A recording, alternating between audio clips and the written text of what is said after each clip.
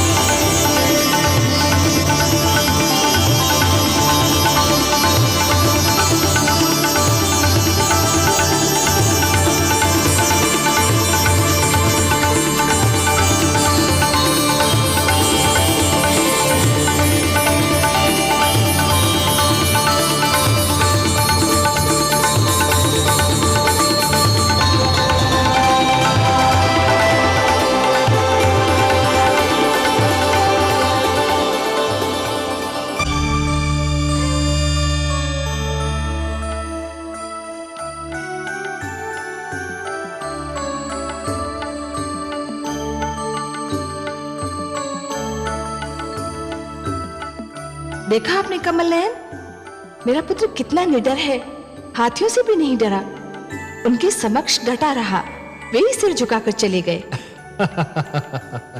महादेवी, आपके पुत्र का ईश्वर पर इतना अडिग विश्वास है कि उसने मृत्यु से भयभीत होना छोड़ दिया है। वो जानता है कि उसका जीवन और उसकी मृत्यु दोनों ही ईश्वर के हाथों में है, उन हाथियों के भारी भारी पैरों तले नहीं। आपने सत्य कहा कमल नयन, मृत्यु से क्या भयभीत होना, वो तो एक दिन आकर ही रहेगी, किंतु मृत्यु के भय से जीवन का सुख चैन खोना मूर्खता है, और ये भेद मेरे पुत्र ने जान लिया है। यूं भी उसने इतनी यातनाएं झेली हैं कि अब उसके लिए मृत्यु अर्थहीन हो गई है, इसीलिए तो उसने मृत्यु से भयभीत होना छोड़ दिया है। महादेवी, जो मृत्यु से डरते हैं वो जीवन जीने के लिए सिद्धांतहीन समझौते करने लगते हैं, और ऐसा सिद्धांतहीन जीवन मृत्यु से भी बुरा होता है। महादेवी, इतिहास साक्षी है कि जीतते तो वही हैं जो मृत्यु के भय पर विजय पा लेते हैं, और सिद्धांतहीन जीवन जीने वाले तो कायर होते हैं। महादेवी, जैसे ये षंड और अमर्क, मुझे तो इनकी कायरता पर हंसी आ रही है। गुरुशान, गुरु अमर्क, कहाँ है आप?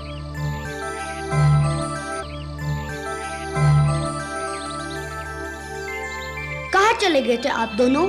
हम कहीं नहीं, हम तो यहीं थे। हाँ। क्या आप हाथी से भयभीत हो गए थे? नहीं, हम क्यों भयभीत होंगे? क्यों भ्राताषण, है ना? बिल्कुल बिल्कुल। हाँ, हम तो नित दिन हाथियों के साथ में खेलते हैं, है ना? हाँ। परंतु गुरुजन, लगता है ये हाथी हमारे संग खेलने नहीं, कुछ और करने आया था। कुछ और? चलिए गुरुजन, गुरुकुल में हमारी प्रतीक्षा हो रही होगी। हाँ, चलो।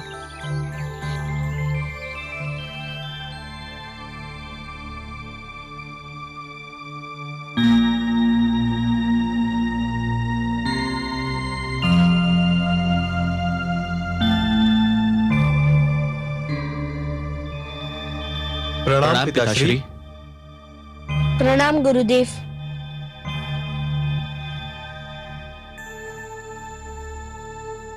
आयुष्मान भव। तुम दोनों बाहर जाओ पुत्र, मुझे शिष्य प्रहलाद से एकांत में बात करनी है।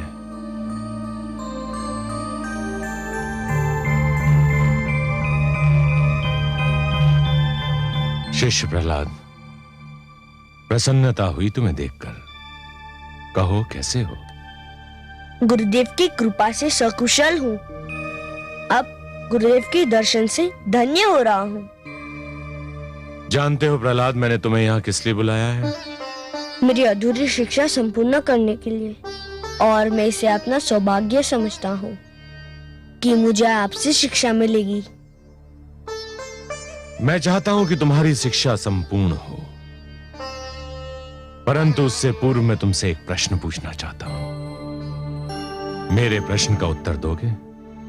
आपके प्रश्न का उत्तर देने की क्षमता तो नहीं है मुझ में, किंतु यथाशक्ति प्रयत्न करूंगा। शिष्य, तुम जानते हो कि दीपक का धर्म क्या है? प्रकाश फैलाना गुरुदेव, अंधकार से संघर्ष करना। संतान को भी कुल दीपक कहा जाता है, जानते हो? जानता हूं गुरुदेव। जानते हो तो फिर अपने कुल के लिए ऐसा दीपक क्यों बने हुए हो जो प्रकाश के स्थान पर अंधकार फैला रहा है, उनके कष्ट का कारण बना हुआ है। हे गुरुदेव, मैंने किसको कष्ट दिया?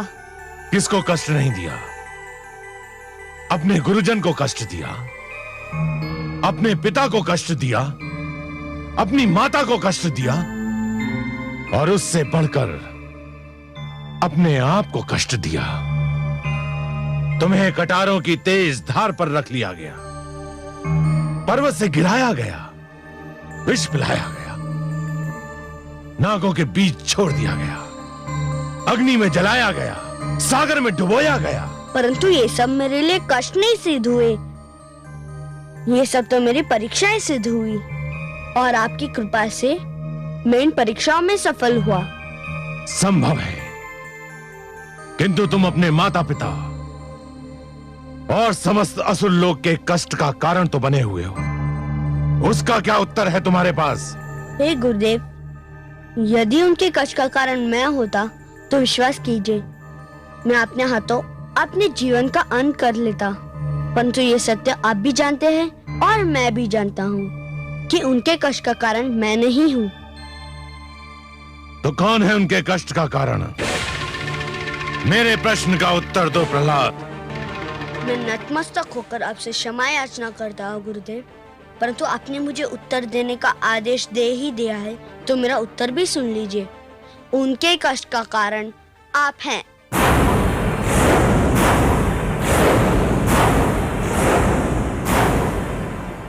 मैं?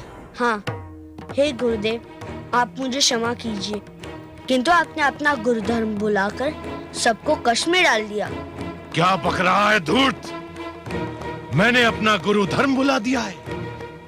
कैसे? हे गुरुदेव, आपने अपने अहंकार के वश देवताओं और असुरों के बीच मतभेद की दीवार खड़ी कर दी। प्रहलाद! सत्य कड़वा होता है गुरुदेव, परंतु क्या ये सत्य नहीं कि आपने अपने पद की रक्षा के लिए असुरों को देवताओं से लड़ा दिया? आपको हर पल अपने अपमान का ध्यान रहा, हमारे कल्याण का नहीं। आप स्वयं व्रत करते हैं पर असुरों को व्रत करने से रोकते हैं। आप स्वयं तप करते हैं पर असुरों से कहते हैं कि वे दूसरों का तप भंग कर दे। आपने शिक्षा को विभाजित कर दिया है। अपने पुत्रों और राजकुमारों के लिए शिक्षा के कुछ और नियम बनाए और साधारण असुर बालकों के लिए कुछ और। हे गुरुदेव, गुरु वो होता है जिसके चरण छूते ही मन में ज्ञान का उजाला फैल जाता है, परंतु आप कैसे गुरु है जो आपके चरण छूता है उसके मन में अहंकार का अंधकार डेरा जमा लेता है। बंद कर ये विषैला प्रलाप। नहीं गुरुदेव, आज सुन ही लीजिए, कह लेने दीजिए मुझे अपने मन की बात। मेरे पिताश्री ने ईश्वर होने की घोषणा कर दी। अब चाहते तो उन्हें रोक भी सकते थे, उन्हें अंधेरों में भटकने से बचा सकते थे, परंतु आपने उन्हें और उकसाया उन्हें और बढ़ावा दिया और अब वे इतने दूर जा चुके हैं कि उनका लौटना संभव नहीं। दुष्ट बालक, मेरे मन में तो आता है कि मैं इसी क्षण तेरा गला दबाकर तुझे मार डालूं। तो दबा दीजिए गुरुदेव। आपके हाथों मुझे मृत्यु प्राप्त हुई तो मैं इसे अपना सौभाग्य समझूंगा। अवश्य प्राप्त होगी दुष्ट, अवश्य प्राप्त होगी। मैं तेरे सिर पर काल की छाया मंडराते देख रहा हूं। हट!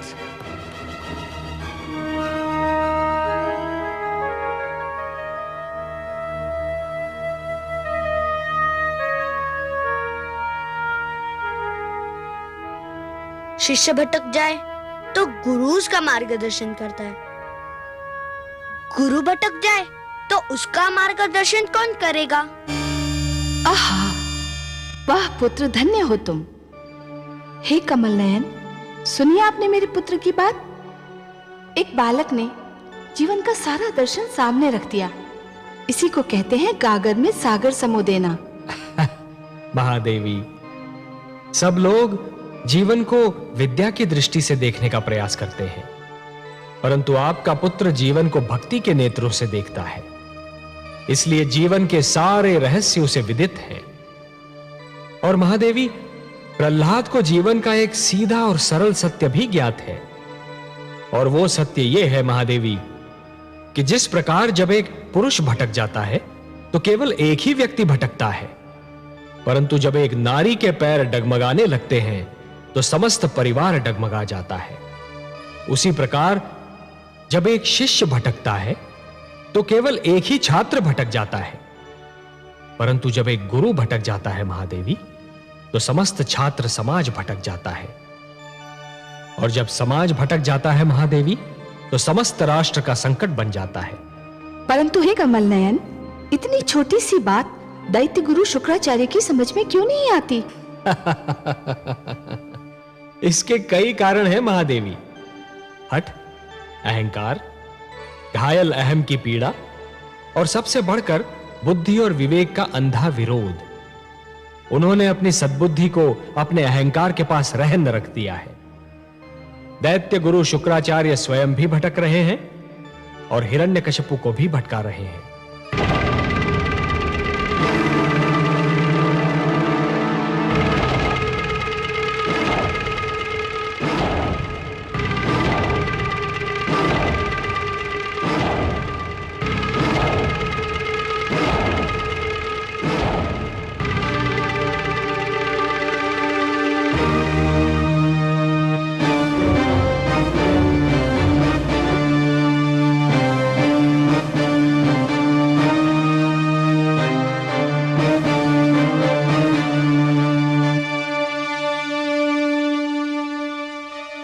नींद नहीं आ रही है दैत्येंद्र? नहीं गुरुदेव,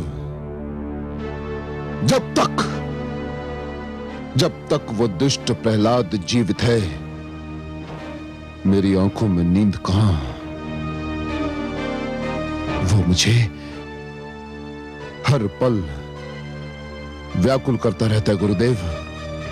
तो समझ लो तुम्हारी व्याकुलता का अंत हो गया। चैन की नींद सो जाओ दैत्येंद्र।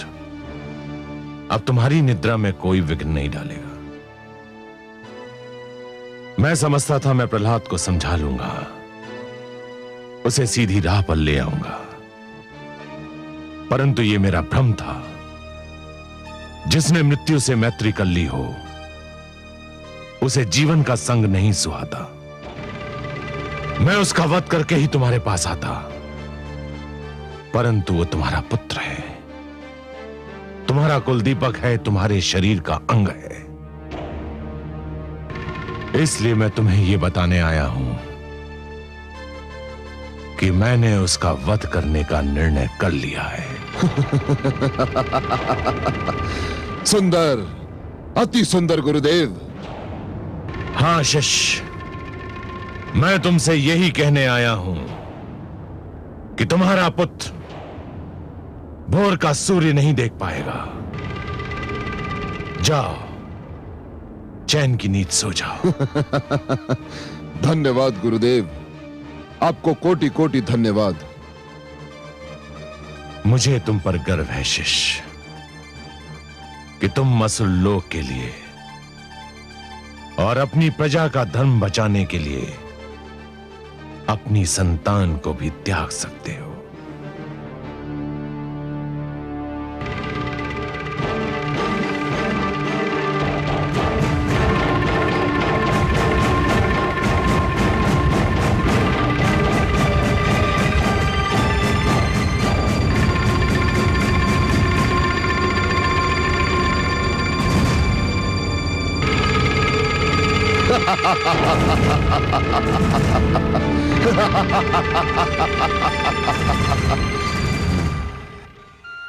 हे कमलनयन, दुष्ट हिरण्यकशिपु की बुद्धि पर तो उसके झूठे अहंकार ने अधिकार जमा लिया है। अपने ईश्वर होने के मद में वो कब का भूल चुका है कि वो प्रहलाद का पिता भी है। परंतु दैत्य गुरु शुक्राचार्य को क्या हो गया है? वो तो 2 पुत्रों षंड और अमर्क के पिता भी हैं। वो किसी के पुत्र का वध करने की बात कैसे सोच सकते हैं? उनका पितृत्व क्यों खो गया है? क्रोध के कारण महादेवी, क्रोध के कारण। जिस प्रकार अग्नि सूखी लकड़ी को सरलता से जला देती है, उसी प्रकार क्रोध सुंदर भावनाओं को सहजता से भस्म कर देता है। हे नारायण, दैत्य गुरु शुक्राचार्य तो विद्वान हैं, तो फिर वो ये क्यों भूल गए कि क्रोध विवेक का शत्रु है? उसे भूलने का कारण है उनका मुझसे वैर। वो मेरे विरोधी हैं, इसलिए मेरा विरोध करने की धुन में वो विवेक तो क्या स्वयं को भी भूल गए हैं।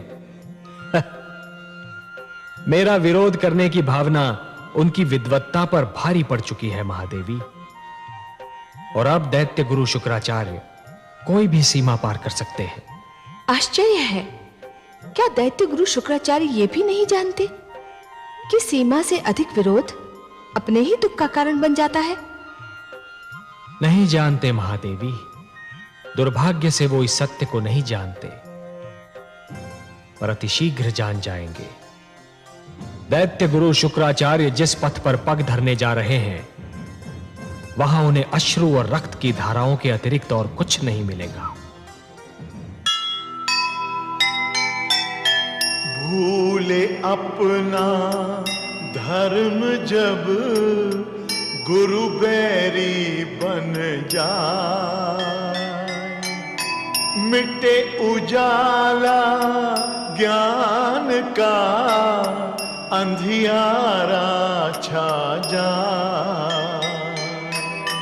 वह विद्या विद्या नहीं, वह है बुद्धि विकार, जो भटकाए राह से दे जो बुरे विचार, दे जो बुरे विचार। तो सुनेगा ये पुराण, पाएगा सुख और ज्ञान, पाएगा सुख और ज्ञान। कर्म को ही धर्म जान, प्रेम की तू छेड़तान, प्रेम की तू छेड़तान। बीते युग बता रहे हैं, बीते युग बता रहे हैं, सत्य पथ पे चल सुजान। विष्णु पुराण।